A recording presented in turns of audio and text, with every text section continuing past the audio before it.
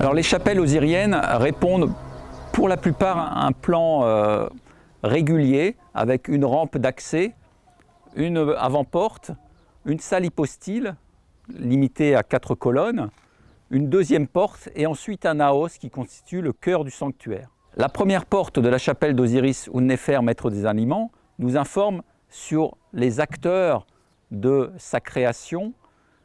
D'un côté, au sud, le pharaon Amasis,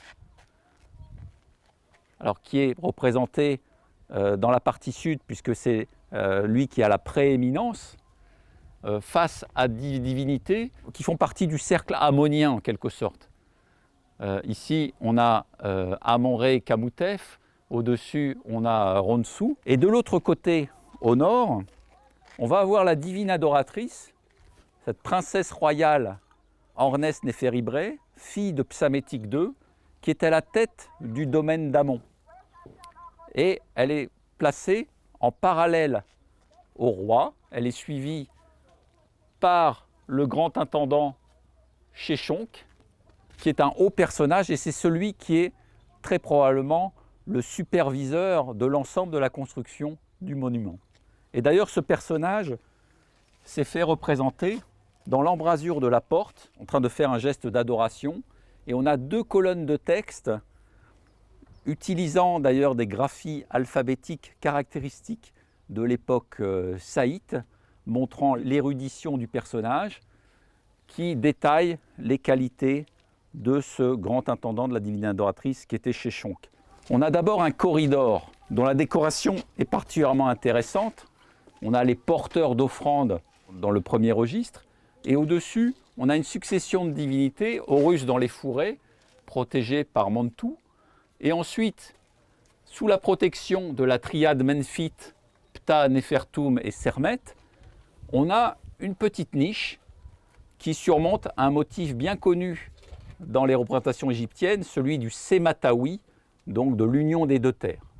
Cette petite niche, elle permettait d'abriter très probablement une statue en bronze qui était disposée ici. Et j'imagine que dans le fonctionnement régulier de la chapelle, on ouvrait la porte du sanctuaire pour la rabattre sur le côté nord, qui n'est d'ailleurs pas décoré, et on laissait voir aux fidèles qui s'approchaient à l'entrée du monument cette petite statuette, et les prêtres devaient gérer en quelque sorte les demandes des fidèles qui s'adressaient au Dieu, probablement un Dieu enfant ici, qui pouvait exaucer leurs souhaits et leurs demandes. Alors le cœur de la chapelle d'Osiris ou Néfer, maître des aliments, c'est ce naos, où on a des représentations très originales de cobras à tête de lionne, crachant du feu. On a 4 cobras qui sont des formes de la déesse Sermet, de la déesse dangereuse, qui sont préposés à la garde d'Osiris. Et puis d'autres dieux gardiens, 4 autres, qui portent des couteaux avec des iconographies très originales, notamment celle du dieu à double tête d'oiseau. Alors ces dieux gardiens sont préposés à la garde d'un emblème d'Osiris, le fétiche d'Abydos. Et ça, on le sait par différents parallèles, notamment dans le temple d'Ibis, ou certaines stèles provenant même du site d'Abydos. Et donc, on a déjà un premier indice que ce naos abritait cet emblème particulier du dieu Osiris, cette forme particulière du dieu, le fétiche abydénien. Et on en a la confirmation quand on entre à l'intérieur de la chapelle, qui malheureusement a perdu la quasi-totalité de ses décors, probablement du fait d'un incendie. Mais on a quand même quelques petites traces de ce décor, avec ici un pilier, un roi tenant le pilier, derrière lui un roi faisant l'offrande des vases, et puis 2 motifs, celui du chacal couché et celui du cobra.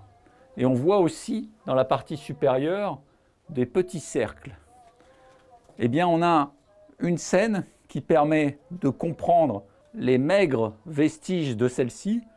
C'est une scène du temple de Séti Ier à Abydos, où on a la représentation bien conservée de cette scène qui est celle du fétiche abydénien, présenté sur son dispositif processionnel.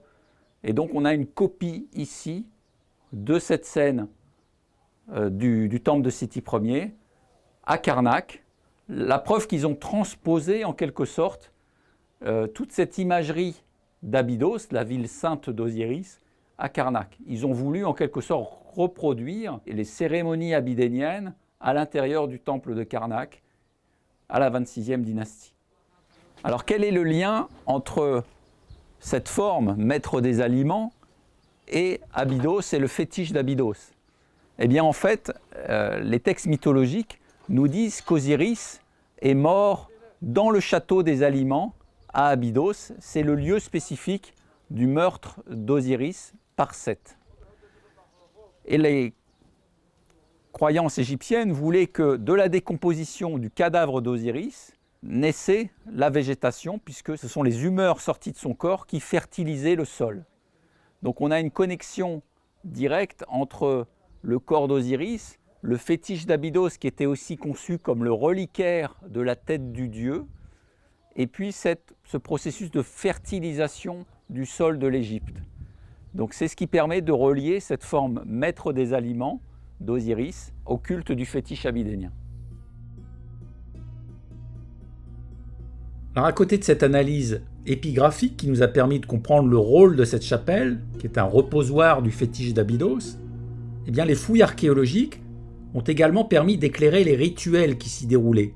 Par exemple, devant le Naos a été découverte en 2013 une grande jarre soigneusement enterrée dans les fondations.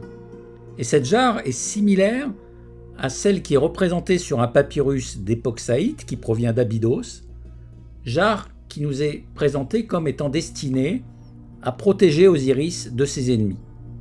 Et en 2024, pour finaliser notre étude, nous avons décidé de rouvrir un sondage à l'autre angle de la plateforme de fondation du Naos. Donc, ouais, là on avait ouvert ce secteur-là pour mettre au jour une des plateformes de fondation du Naos qu'on a juste ici, qui est composée de briques crues. Donc là, pas de fondation en pierre, mais avec des grosses briques, comme on peut voir là, de dimensions assez conséquentes, qui sont installées directement sur des lits de sable. Et c'est dans ces secteurs-là qu'on a trouvé, en début de mission, des petites figurines d'Osiris, assez bien conservées, juste sous le dallage en grès qu'on a là. On a voulu vérifier ce qui se passait ici, avant toute chose, vis-à-vis de l'architecture et comment a été fondé le Naos et les fondations du secteur, et voir l'association entre les différentes parties, que ce soit Naos, la deuxième porte, et ce qui se passe évidemment en dessous. Parce que toute la chapelle, évidemment, a été installée sur des niveaux plus anciens qu'on observe au gré des secteurs qui ne sont pas forcément toujours identiques. Et énormément de choses à découvrir, potentiellement d'autres chapelles de ce type-là, encore enterrées, parce que quand on voit les niveaux sur lesquels on marche un tout petit peu plus haut et les niveaux de circulation de la chapelle, il y a la place pour en mettre 2 ou 3 dans ce secteur-ci et potentiellement avoir accès justement au dernier niveau d'occupation de ces chapelles, étant donné qu'elles n'ont jamais été découvertes et encore moins nettoyées par qui que ce soit.